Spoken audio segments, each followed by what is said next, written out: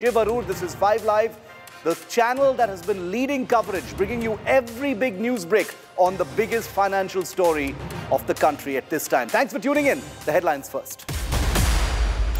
Massive uproar in Parliament over Adani stocks. Opposition raises shame, shame slogans in Lok Sabha. After ruckus, Rajya Sabha chair says his appeals are being disregarded. Both houses adjourned till Monday.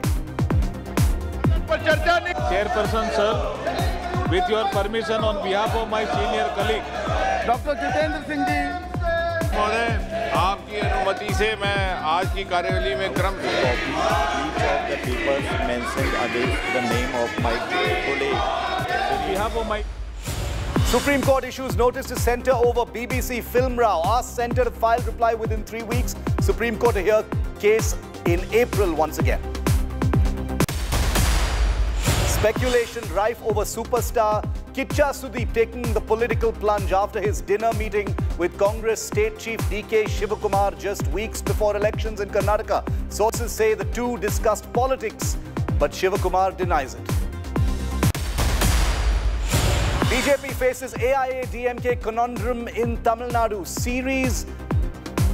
Series of meetings with OPS and EPS camp as Saffron Party is yet to pick a side for Erode by-election battle.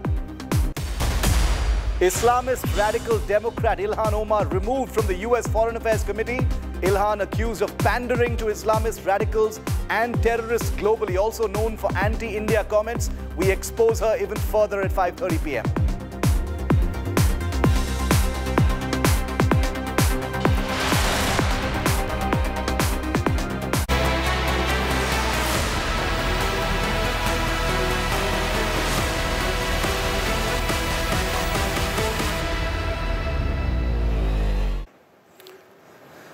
It isn't an exaggeration to say that this has been hell week on Adani Street. The worst 7 days for the Adani Group of companies. And you know where it all started, but I want to break it down. Gautam Adani has slipped from being the second richest man in the world to the 16th, now actually gone down to the 17th. It's also the worst 7 days for his companies because the Adani Group has lost over $120 billion in market capitalization in just the last 7 trading days. Now, Adani Enterprises is facing ignominy of withdrawing that 20,000 crore rupee follow-on public offer, which was scrapped. India Today, of course, broke that story first. Then you've got retail investors avoiding the Adani Enterprises FPO after the Hindenburg report. All of this is a fallout of that one report that came out on January the 24th. The flagship Adani Enterprises has lost 54% of its value in just the last 7 trading days. So this is hell week on Adani Street. There is, however, it's not all bad news on today. There has been some relief for Gautam Adani, and let's just show you how things have somewhat recovered. Adani Enterprises stock was up 1.38% today as the markets closed. Adani Ports closed 7.87% up. Ambuja Cements was up 5.97% and ACC was up 4.64%. But 6 listed stocks hit the lower circuit today. Trading was paused quite a few times during the day as well, and that is reflected in these numbers. Joining me live now, Siddharth Zarabi, I beg your pardon, Managing Editor of Business Today Television. But I want to start off with Sakshi Batra, who also joins us live. She's been looking at all these stocks. Sakshi, lots of pauses in trading through the day today. At this, we're almost at the end of the week. Trading closed. A couple of, I think 2 or 3 of those companies, closed with their stocks up. What was it like overall? I mean, some small relief, it looks like.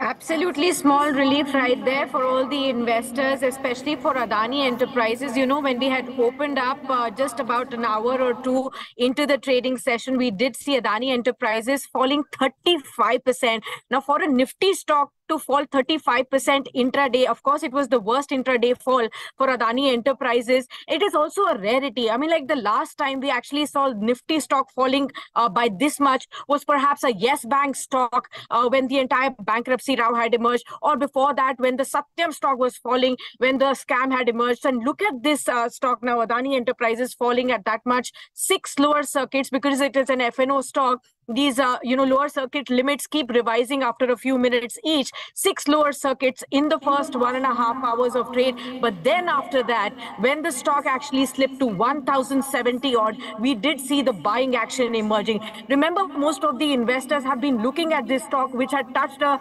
all-time high or a peak of 4,100 rupees odd in December 2022. The considerable loss of 70% was mouth-watering valuations for many, especially for the high-risk investors. So those investors have actually, gone ahead and put that money, and therefore you saw the recovery really coming away. Also, what led to the sentiment boost today after that was the Fitch report. The Fitch ratings report really said that there is no immediate impact on the credit ratings of the Adani Group of companies. They did say that there was no immediate impact on the Adani entities and their securities, and also expect no material changes to the forecast of the cash flows. Now, that was an important statement that led to the recovery in Adani Ports and Adani Enterprises as well.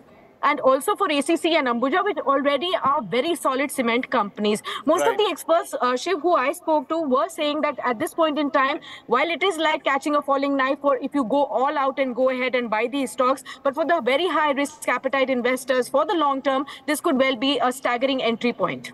Okay, Sakshi, thank you very much for that. And that's an interesting point she ends on as far as the investors are concerned. We'll have Udayan joining us in just a moment to give us some specific advice as far as investors is concerned. Sakshi, keep tracking that story. Thanks very much for joining me. Siddharth, coming to you now. The numbers we're talking about are pretty staggering, aren't they? We're calling it a feverish week on Adani Street. How do you decode what has happened today? What's the mood inside the company as well? What are you hearing, Siddharth? When stock market history is written, 120 billion market cap erosion in around a week will be history, not just in India, but in the global context. The 2008 meltdown in the US was many hundreds of billions of dollars.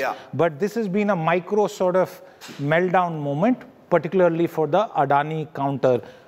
10 odd stocks. Let's focus on two things about where we stand as the trading week has ended. There is Saturday, Sunday and Monday when we can see the markets come out and take their own calls.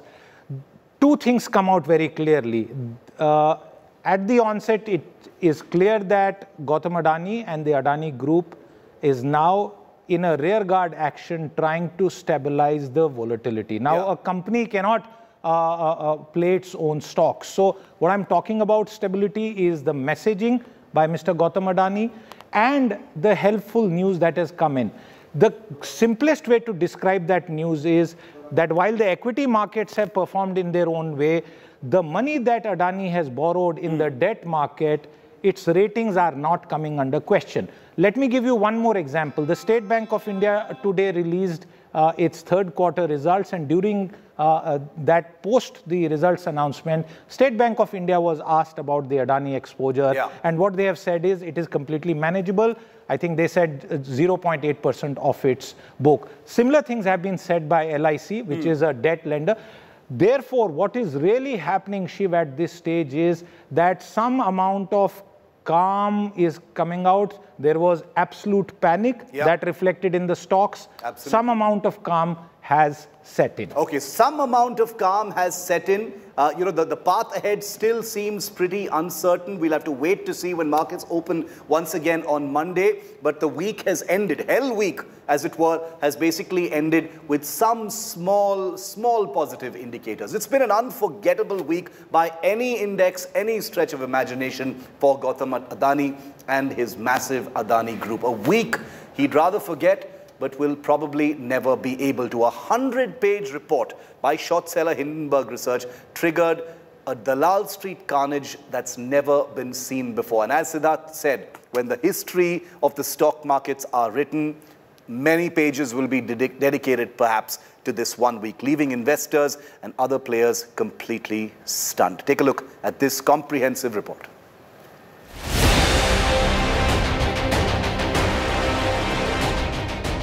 Its net worth has been halved from $120 billion at the start of this year to a little more than $60 billion today. The Adani Group is half as valuable it was just 7 trading days ago. This week has probably been one of the worst for the conglomerate ever. Not only was Gautam Adani momentarily pushed out of the global top 20 richest list today, his group companies have lost over $120 billion in market cap. The week also saw Adani withdrawing its 20,000 crore rupee FPO after it had been shunned by small investors. And Adani Enterprises has lost 54% of its value. Other group companies have lost between 18% to 58%. With cement companies ACC and Ambuja Cements being the most resistant to the sell-off, and Adani Total Gas, Adani Transmission and Adani Green Energy facing a mauling by the bears. However, it wasn't all bad for Adani Enterprises, which managed to close in the green today. It did see massive fluctuations, with the stock hitting the lower circuit 7 times this morning and the share touching a low of 1,017 rupees before clawing back 570 rupees to close at 1,587 rupees. The recovery came after a shot in the arm from global rating agencies Fitch and Moody's. According to Fitch, there was no immediate impact on the ratings of Adani entities and securities. It added that it expected no material change to the group's cash flow. The agency also said that there was no significant offshore bonds to be repaid, which reduced the group financial risk. The agencies, however, did say that the Hindenburg row could reduce the fundraising abilities of the Adani Group. For the markets, which were spooked by the NSE putting 3 Adani Group stocks in its watch list and Dow Jones removing Adani Enterprises from its sustainability index, the rating agency reports brought much succor. Though 6 Adani entities remain stuck at the lower circuit, 4 including the cement stocks and flagship Adani Enterprises managed to close in the green, giving much needed relief to investors. Bureau Report, Business Today Television. Now, Gautam Adani has always been in the news, not just for his companies, but also for being on that big billionaires rich list. So I want to show you where things are at and how dramatically things have changed in the last few days since the Hindenburg Research report came out. Just take a look. From being ranked as the 3rd richest man in the world on the 23rd of January, on the Forbes billionaire list, this was a day before the Hindenburg report was released. Gautam Adani fell to number 16 on February the 2nd. Net worth down 49% from $126.4 billion to $64.6 billion. And today, Gautam Adani has slid further down to number 17 with a net worth of $61.9 billion. Siddharth Zarabi continues to be with us. Udayan Mukherjee, Global Business Editor, also with us. Udayan, very quick first question to you. Investors have been in a flurry. They've been in a tizzy, not really knowing where to get accurate information. As we know, the Business Today team has been leading coverage. Everyone's been watching us. What would you say to investors at this volatile time? Rahul, it's a falling knife at this point in time. It's very difficult to advise going out and catching a falling knife because you just don't know where the dust will settle with this one. If I were being honest with you, I would have said that this last 30-35% of the fall of the last couple of days, I frankly didn't see it coming. I thought that a lot of the damage was done in the first 2 or 3 days and maybe nerves would begin to settle. But I think there is more smoke, more fire behind this smoke, and which is why this issue is refusing to die down. And therefore, it would be very, very improper of me to go out and advise people to go out and buy stocks. But having said that, I would suggest one thing, that you look at Adani Group companies as not one homogeneous entity. I'll give you an example. You can look at Adani Enterprises, which is facing the biggest amount of wrath. It's in the Nifty and it's going down at the average of 20% a day. Now, that probably will bear the biggest brunt in case there is a liquidity issue with the Adani Group. There is none today, to be sure, but if there were to be, then I think Adani Enterprises is the one that is clearly, as you can see in the stock prices falling the hardest. But they also own Ambuja, and Ambuja till a few months ago had nothing to do with Adani. Ambuja is a world-class cement asset which is falling because the ownership lies with Adani right now. It has strong cash flows, doesn't have any great debt on its book which it cannot service from its cash flows, and it is falling because of the sentimental linkage with the Adani Group. So if you want to cherry pick assets because they have fallen in the last few days, then consider the ones which are falling only because of an umbilical cord of sentiment with the Adani Group, but not because a drying up of Adani Group liquidity actually affects their operations in a single way. This is again no recommendation to go out and buy Ambuja at all, far from it. But I think that probably makes more sense, or even an Adani Ports, than to look at something like an Adani Enterprises at this point in time. But again, no recommendation at all. Okay, Udayan, thank you very much for that, for that update and your advice. I understand that at a volatile time, it's difficult to, make any specific pieces of advice at this time, but we appreciate that nonetheless. Thank you very much, Udayan, for joining us. Siddharth, we've been saying, what next for Adani in our coverage here on India Today? Because, that reflects the kind of uncertainty about the road ahead. But the question that I'd like to ask you now is, how does the company plan to take things ahead now? We've seen that sort of emotional statement coming out from Gautam Adani yesterday. We've had all the big news breaks by you and your team on this big story. What's the next week going to look like? The withdrawal of the FPO marked a complete turning point. Remember, this was a journey that had begun some months ago, and now Mr. Adani has very clearly said, I'm cutting my losses, at least of my investors, and has taken a stand which I'm yet to see anyone criticize that, because there was no floor for the share, and therefore it was technically the absolutely correct thing to do. What happens from here on? Very quickly, there is one issue that the group will have to work with, and Udayan made this point that all of us are looking at the Adani Group as one singular entity. Technically and from an investment point of view, and even practically speaking, that's not the right strategy. Each of these businesses are in different sort of verticals. When we were talking about the FPO withdrawal late at night, at that point, I told you, Shiv, if you recall, that the Bombay airport, for example, or the Mumbai electricity business that they have, these are running businesses. Apart from ports, just as an example, nothing has transpired there which is changing the business fundamentals. But stock prices do not equal assets. Therefore, the one big thing that I'm awaiting from the group in the days and weeks ahead will be, how does it restore credibility in the international financial markets, which are so important for long-term fundraising and the image and sort of credit worthiness image that is required. I think that is the area where a lot of work needs to be done. Domestic institutions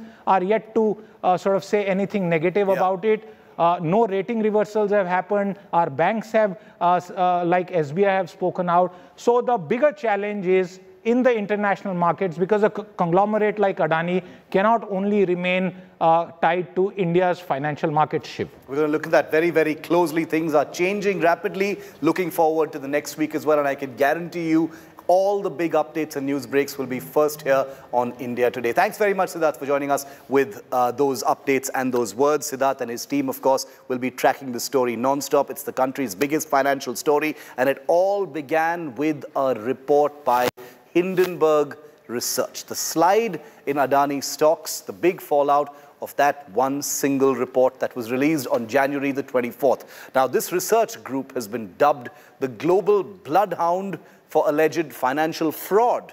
India Today reached Hindenburg's New York office, the first media team to reach there directly. And here's what we found.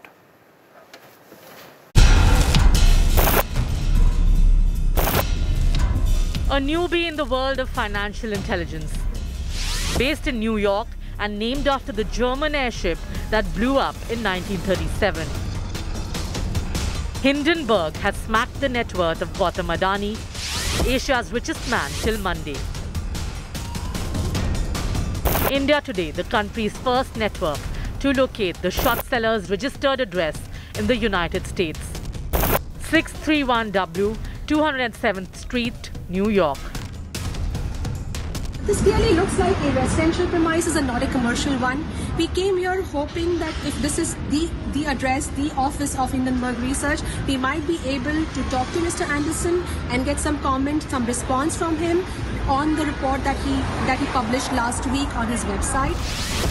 Launched in 2017 by this man, Nathan Anderson, a Connecticut native, formerly a data company worker, Hindenburg shot to limelight in 2020.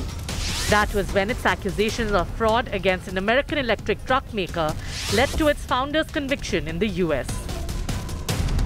There is no way of ensuring right now or verifying for that moment that Mr. Anderson is actually in this premise, or he lives here, or he comes here. So this attempt at clearly reaching out to him has not gone as intended. In the meantime, we are constantly trying to contact him through social media, through the email ID registered on Hindenburg Research's website. But so far, we've not got a response from him. Hindenburg's reputation has grown as a bloodhound for financial wrongdoing. The short seller has issued critical reports on various companies and startups, leading to a drastic fall in their stock value in the past. The Adani Group has rejected Hindenburg claims about it as baseless and a calculated attack on India. At this point of time, it's important to understand from Mr. Anderson what more he can add to substantiate all that he has mentioned in this report. This is Hiral Sachti for TV Today from New York City, New York. And coming up next, Islamist, hypocrite, American politician Ilhan Omar has been ejected from the prestigious US Congress House Committee on Foreign Affairs. We'll tell you why, and we'll also tell you why it's such a big story for us here in India. That's coming up next.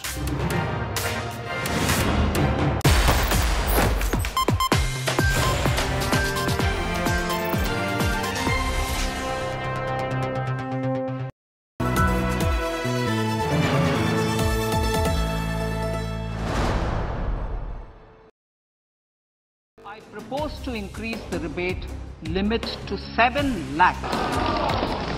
Yet again, the nation trusts India Today TV. Highest concurrent users during the Budget 2023 speech. Most watched news channel on YouTube live. India Today #1.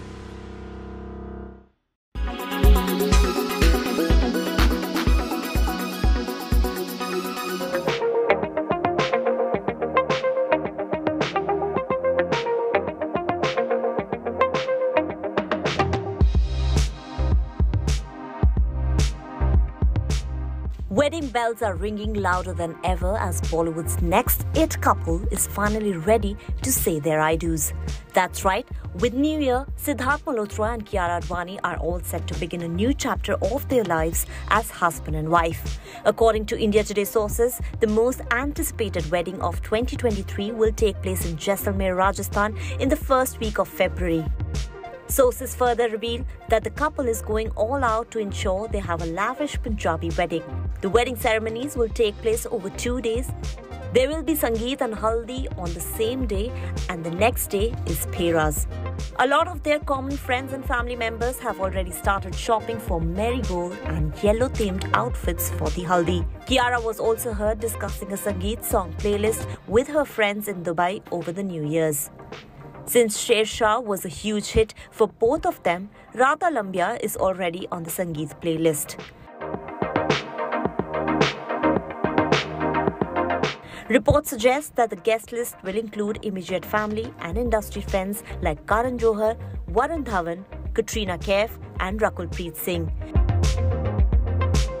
And after the wedding, the couple will also be hosting an elaborate reception in Mumbai. Entertainment Bureau, India Today.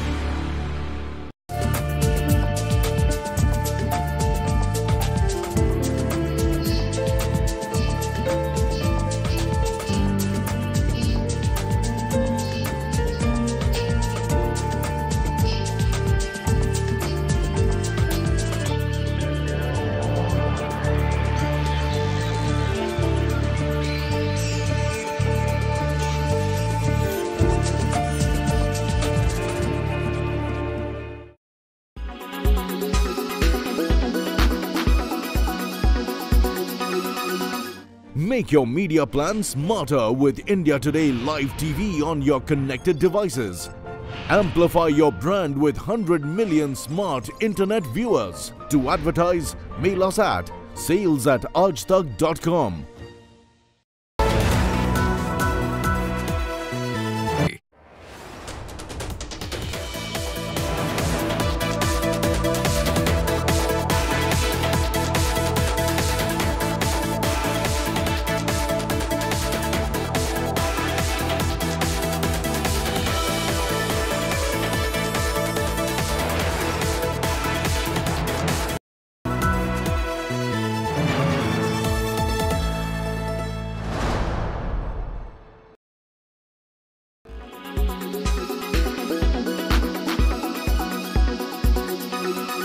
On one hand, the grand construction of Ram Temple is underway and there is a huge preparation. But on the other hand, both the Shaligrams which have come from Nepal has now reached Ayodhya. We are here at the Ram Kar Sevakpuram and you can see these are the two Shaligrams through which the structure of Lord Ram and Lord Goddess Sita will be made. Now, there has been a long journey from Nepal to Bihar to Uttar Pradesh, and late night yesterday, both these Shaligrams have reached here in Ayodhya. And today, by the saints and the important dignitaries, these Shaligrams will be worshipped, and after that, the work of constructing the statue of Lord Ram and Goddess Sita will begin. It is also very important with the fact how the construction of the Grand Ram Temple is going on in full swing. It is expected that it will be inaugurated next year at the time of Makar Sankranti. But before that, both these Shaligrams which has come from Nepal will become in a situation where people will be able to see the image and their divine Lord Ram and Goddess Sita through this.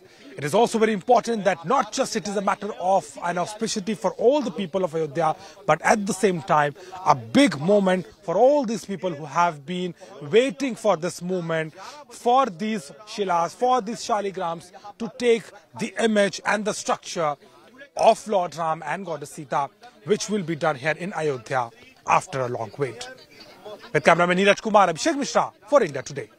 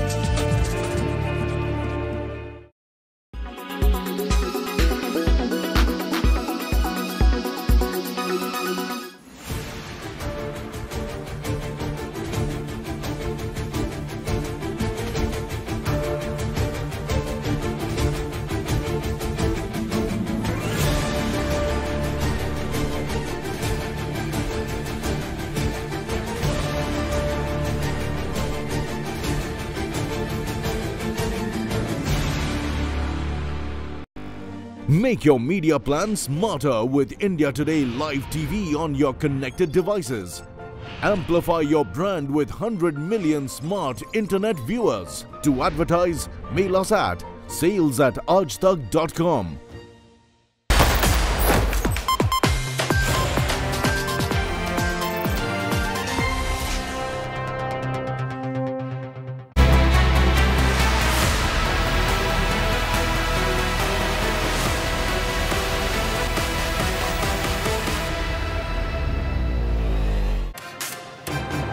Ilhan Omar, the very high-profile US Congresswoman from Minnesota, has been bumped off the powerful and prestigious House Committee on Foreign Affairs. The reason? She made some remarks that were interpreted as anti-Israel and therefore anti-Semitic. But you're wondering why this development happening at the other end of the world is a story for us here in India. I'll explain. To begin with, Ilhan Omar is a globally polarizing figure who frequently makes the headlines for strong views on religion, immigration and other hot-button issues. For much of her career, Ilhan Omar has been nothing more than an internet headline to India, which is fair. We have netas with strong views here, so why should we care about a neta with strong views elsewhere?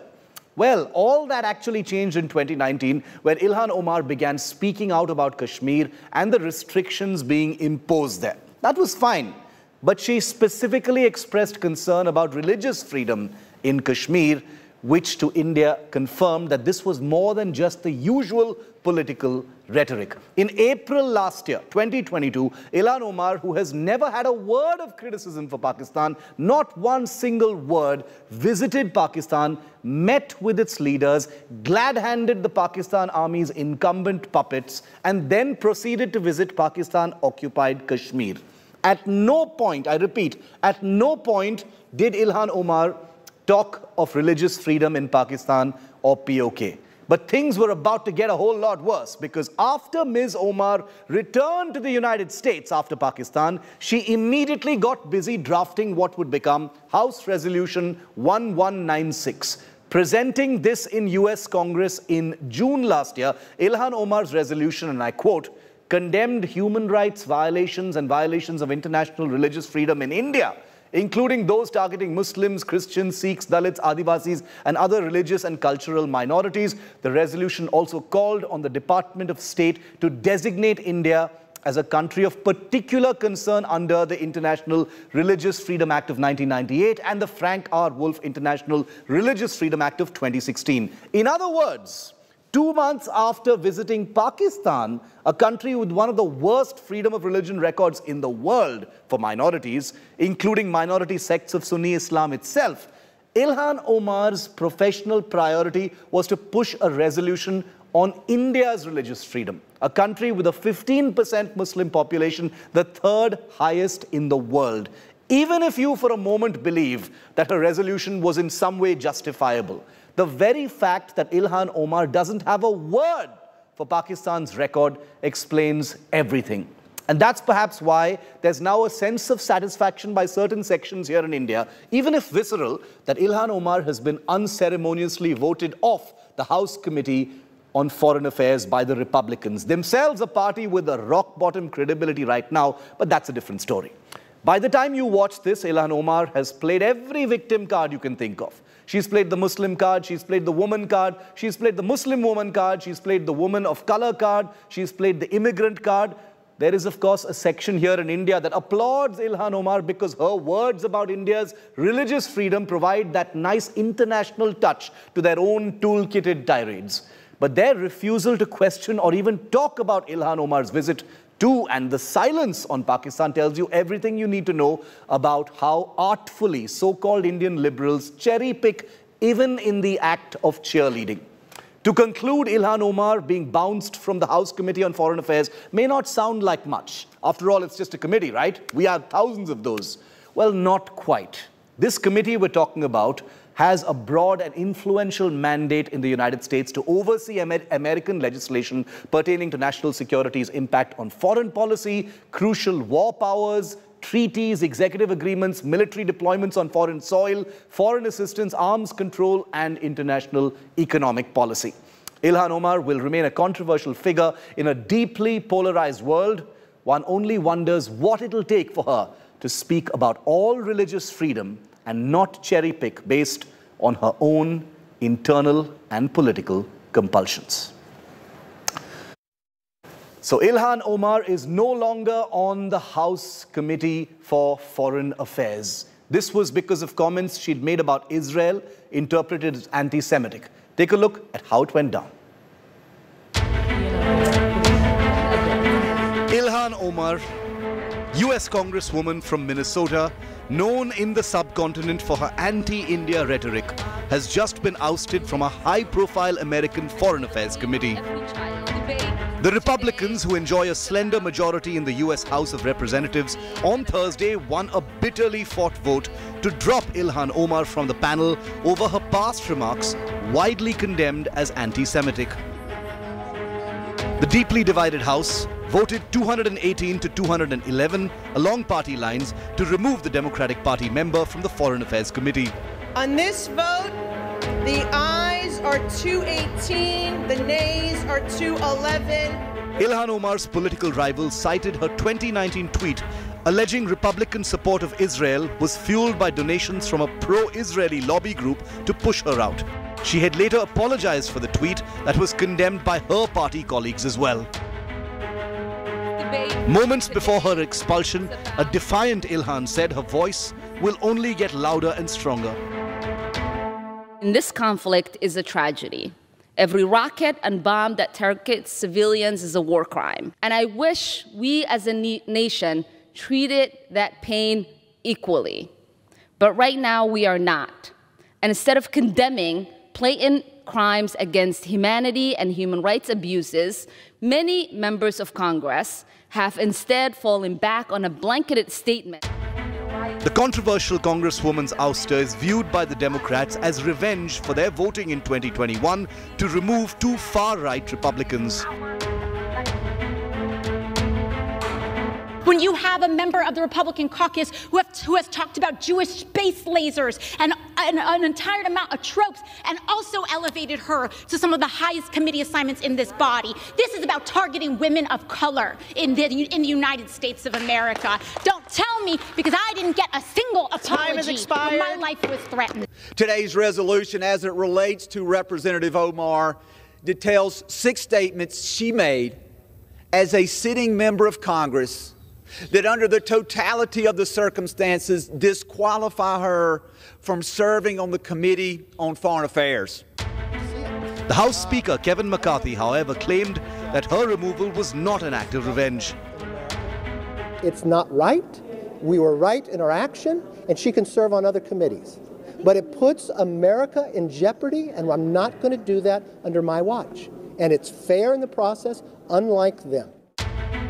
Ilhan Omar has made several controversial comments in the past, even pushing a resolution to designate India a country of concern.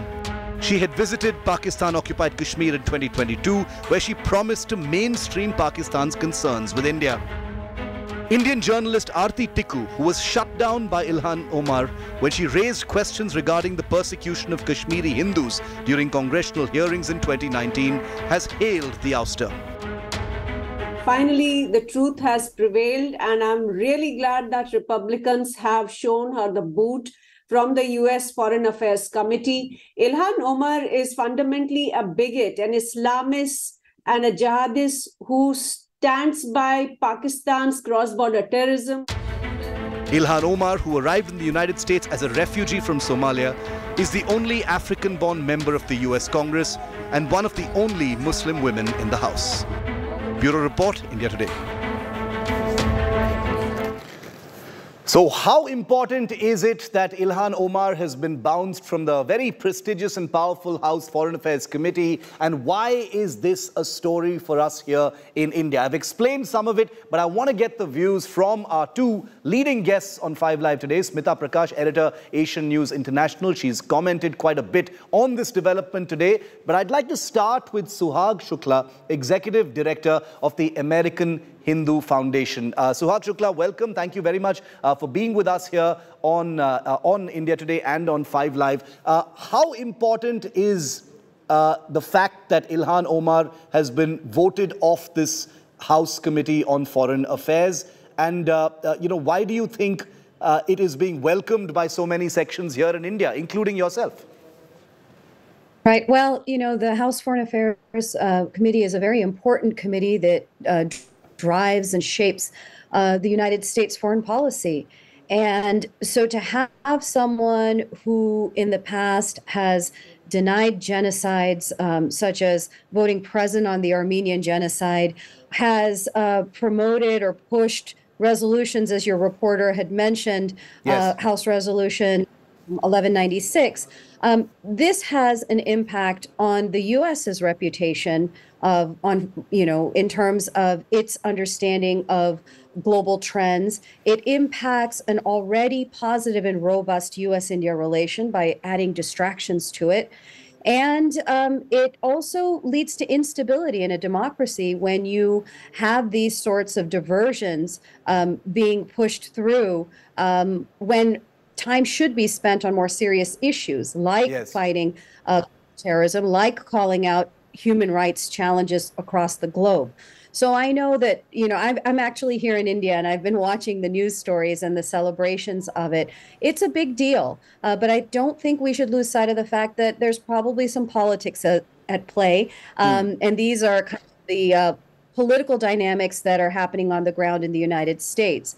When the Democrats had the House, they also ousted 2 Republicans off of committees. And now we're seeing kind of the same, but in the case of Representative Omar, she has made a number of controversial statements that were perceived as anti-Semitic. Right. And we know that the resolution had not just misinformation, but painted a wildly inaccurate picture of India and the state of interreligious relations here. Indeed, and things came to a head, Smita, to pull you in on this when she made that so-called personal visit, unofficial visit to Pakistan, where she met all of the leadership. Then she went to POK as well. There was a very strong reaction, unusually strong reaction from the Indian External Affairs Ministry at that time as well. So how do you see what has happened today? Well, Shiv, I think it's a great big deal. I'm glad finally justice is done and Ilhan Omar got her just desserts. Maybe it's for an anti-Semitic comment, but I'm not looking at a gift horse in the mouth. I'm just glad it's happened. It's not because of Republican or Democrat that it happened. Like Alexandria Cortez has pointed out in her speech that there were others who have said this. So it's quite clear that Ilhan Omar has a clear bias against Israel and the Jewish people. She cannot be expected to be objective on that panel. And we as Indians know that she's not objective. As you pointed out in your monologue initially and in the report, that she went out there to Pakistan, she met with, and supposedly on this personal visit. So who's funded that visit? It's still in the grey. Nobody knows who funded that visit. Did she take it out of her own money, or did Ghulam Fai fund that visit? Who knows, right? She goes to Pakistan, she meets with all those guys, and Pindi probably drafted that resolution against India when she went out there, because the US State Department washed its hands off and said, we've got nothing to do with it. Her agenda was so clear. She meets the newly appointed Prime Minister, I'll never say elected in Pakistan, Shahbaz Sharif. She meets the predecessor, Imran Khan. Now, why that? But nobody knows. And then she introduces this resolution in the US House of Representatives to condemn supposed human rights abuses in India. In that visit to POK and in that visit to Pakistan, she obviously didn't know anything about the Pashtun March. She didn't know anything at all about human rights abuses which are happening in Pakistan. But without coming to India, she is aware about the so-called human rights abuses in India, and then introduces this. She is just similar to what we have experienced in India with Robin Rafale. She's a mirror image of that, of Robin Rafale, the mother of Hurriyat, as she was called. So, this rabidly anti-India person, so if she goes out because of her anti-Semitic comments, it's fine by us. Okay, it's fine by us. Gaurav, obviously I doubt there's going to be an official word from the Indian government on this, because, this is, after all, is an internal development in the US Congress. But the House Foreign Affairs Committee in the US is a powerful, panel, as Suhag Shukla just told us. So limited to that, this is an important move. It's not like it's just something cosmetic. Her being voted off this committee does matter. Oh, absolutely, Shiv. It matters it matters to India because somebody who was a guest of Pakistan's notorious ISI, as some argue, somebody as Smita very rightly pointed out, was in Pakistan-occupied Kashmir, blind to what's happening in Pakistan. Even today, Shiv, an Ahmadi mosque has been targeted, has been desecrated in Pakistan. Somebody who's blind to what's happening at the epicenter of terror and focuses attention on India, which is a truly liberal democracy, just goes on to show that she was peddling somebody's agenda. A radical Islamist is out of the House Foreign Affairs Committee. She's not apologetic about it, but the fact that she's out of it, she's not apologetic about what she's done. But as far as India is concerned, one anti-India person not there in the House Foreign Affairs Committee is extremely interesting. But not that it matters, truly. As far as India is concerned, as of now, very strong to look any adversary in the eye and call a spade and call them out on what's happening in those countries. So truly, India doesn't want lectures from anyone. India no longer taking lectures from anyone. Suhag Shukla, your tweet earlier today while you were watching India Today's coverage, I noticed, says, the way you interpret what has happened is this is a short break from the gratuitous attacks on witnesses to ethnic cleansing and inaccurate and inflammatory anti-Hindu resolutions like House Resolution 1196, which we were just talking about. In your view, this might sound like a naive question, but why does Ilhan Omar have it out for India and not Pakistan? Because most people watching will be wondering, she just went to Pakistan and like Smita said, she immediately went back to the US and drafted that resolution against India. Right. Look, I can't be in her mind, but I think that we can look to her track record. Yeah. She had a close relationship with, some questionable parties in Turkey. She voted just present as opposed to voting yes for acknowledging the Armenian genocide. She put this resolution against India that presented a very skewed picture that didn't even acknowledge the targeted killings of Hindus, Sikhs, and Muslims by Islamist militants in Kashmir in both 2021 and 2022. So I think her ideology is pretty clear just in her track record. In addition to comparing Israel with or equating Israel with terrorist organizations, it's rather clear where her sympathies lie. Yeah. Very, very true. Smita, I'll end with you because one always wonders while looking at a polarizing figure like Ilhan Omar.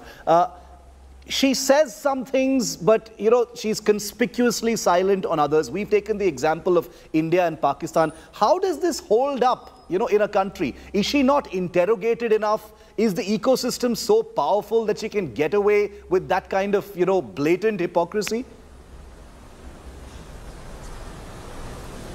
Look, you open the media in America today. Just open up any newspaper site. They are all backing Ilhan Omar. Yeah. Right? So the left liberal media out there viciously attacking the House representatives. They are attacking them for getting her out. Her career trajectory is going, or was going at least, exactly in the manner of Robin Rafale, the lobbyist, the ambassador who legitimized Pakistan's cross-border terrorism.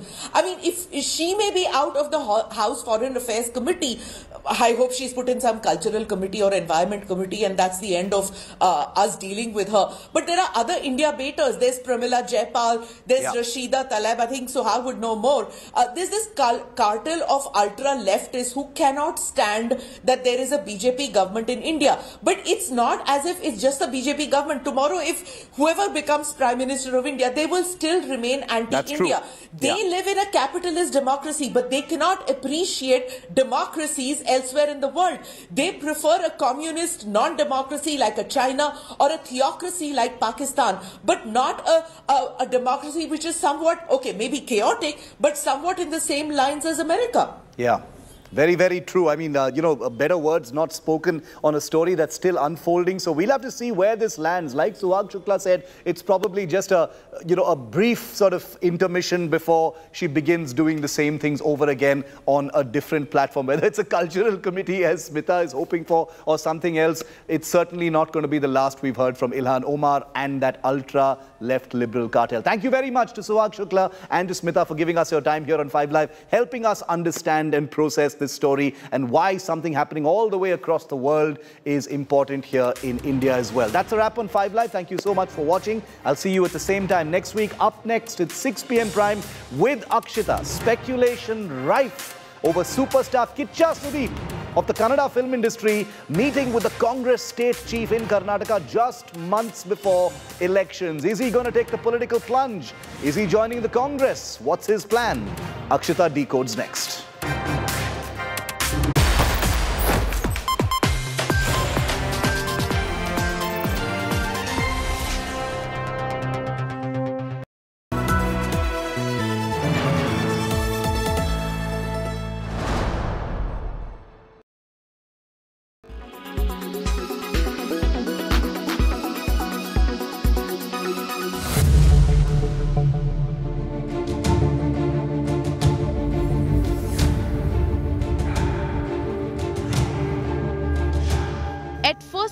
It looks like a harmless deodorant. But if anyone tries to spray, it triggers a big blast.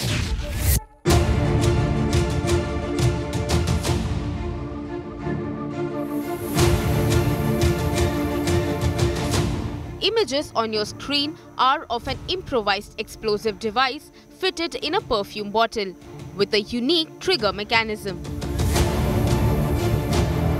The one-of-its-kind IED was recovered from a government school teacher, now a terror suspect, allegedly working at the behest of the Lashkar-e-Taiba.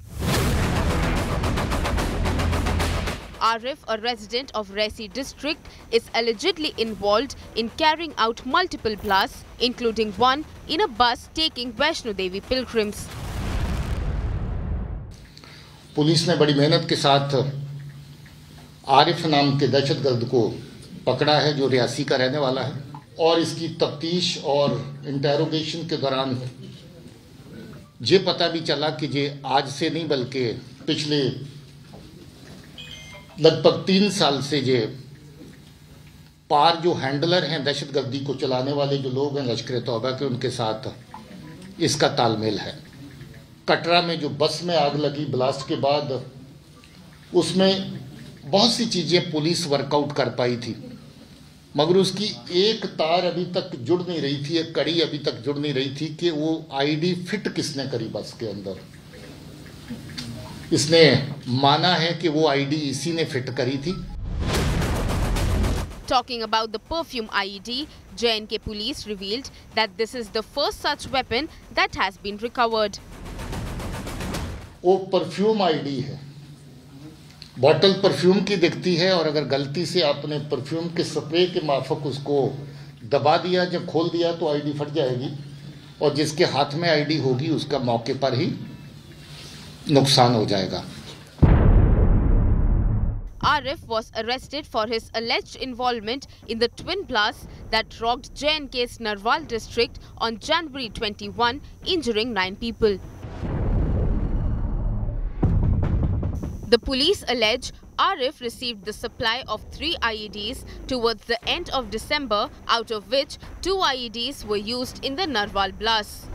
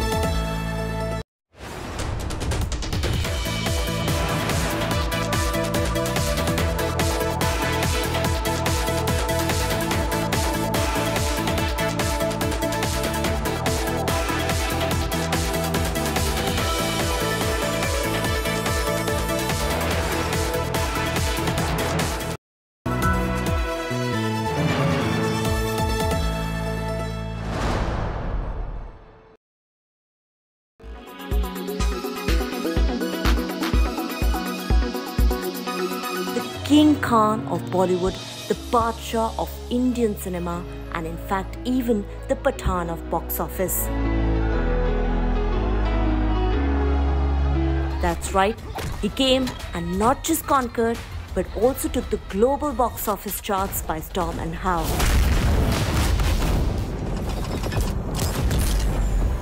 Pathan has scripted history by becoming the first ever Hindi film to gross over 650 crore rupees worldwide in just 8 days and has even collected over 330 crore rupees in India. They are planning a massive attack और उनका target है India.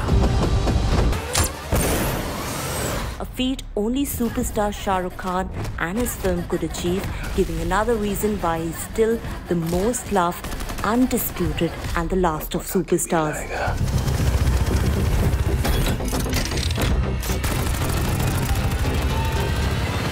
On January 25, 2023, Bollywood's ultimate superstar, Shah Rukh Khan, returned with all his guns blazing and gracefully proved that love forever trumps hate.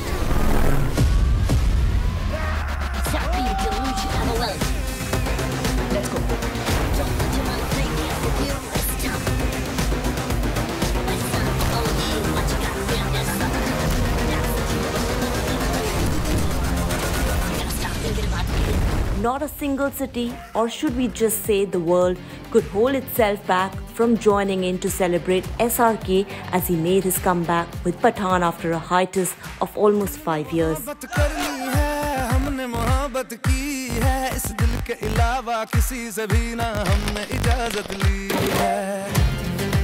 And this sheer love for him perhaps is what even made it a super blockbuster in the history of Hindi cinema, finally breaking the drought of mega hits for Bollywood despite all the boycott calls and controversies surrounding this Siddharth Anand directorial.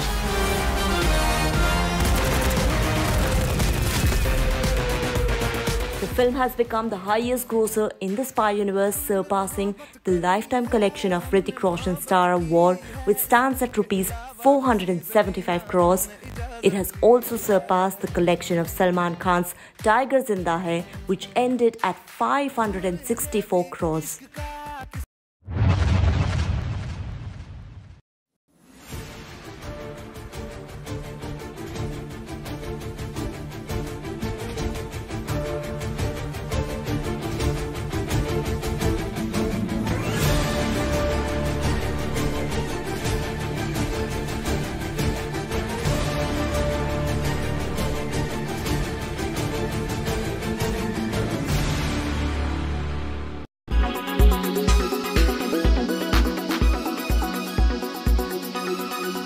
Make your media plan smarter with India Today Live TV on your connected devices. Amplify your brand with 100 million smart internet viewers. To advertise, mail us at sales@aajtak.com.